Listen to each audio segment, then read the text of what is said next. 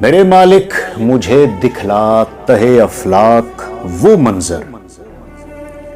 میرے مالک مجھے دکھلا تہے افلاک وہ منظر جہاں عاشور کی شب ظلمتوں میں قہر ٹوٹا تھا،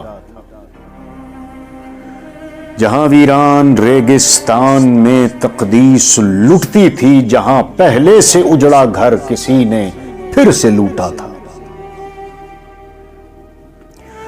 مجھے آل نبی کی داستاں بے شک نہ دکھلانا کہ ان کی داستاں برسوں سے اب تک سنتا آیا ہوں۔ میں خود بھی ایک سپاہی ہوں، میں خود بھی ایک سپاہی ہوں، لہذا میں نے پڑھنا ہے سپاہ شام کا چہرہ، سپاہ شام کا چہرہ جو اس دن وار کرتے تھے، جنہوں نے بے سرو ساما علی کی آل کو لوٹا، جنہوں نے فاطمہ کے ہر نہتے لال کو لوٹا۔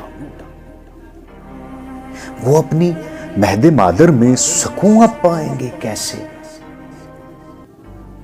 مجھے تحقیق کرنی ہے کہ آنکھیں خشک تھیں یا تر، جو بچے کو ذبح کر دیں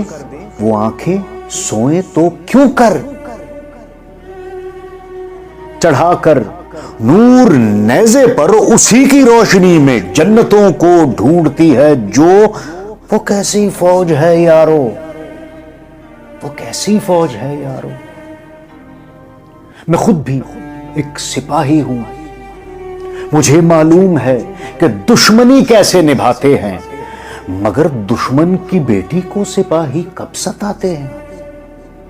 میں خود بھی ایک سپاہی ہوں، مجھے معلوم ہے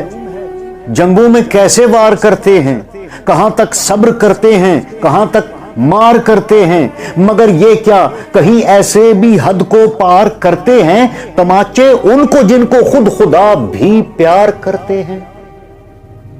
میں خود بھی ایک سپاہی ہوں، چلو میں مان لیتا ہوں، چلو میں مان لیتا ہوں اطاعت کی کسی آیت کے ایک مبہم حوالے نے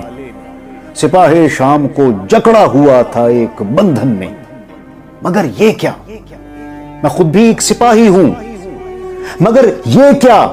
اسی آیت کے مظہر کو، اسی قرآن کے جوہر کو، اسی مرسل کی عطرت کو کہے مرسل کا ایک پیرو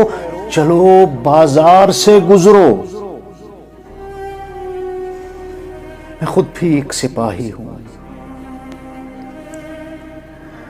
بس اتنی بات پر خاکی، بس اتنی بات پر خاکی میں خود سے پوچھتا ہوں اب کہ میں کیوں ایک سپاہی ہوں۔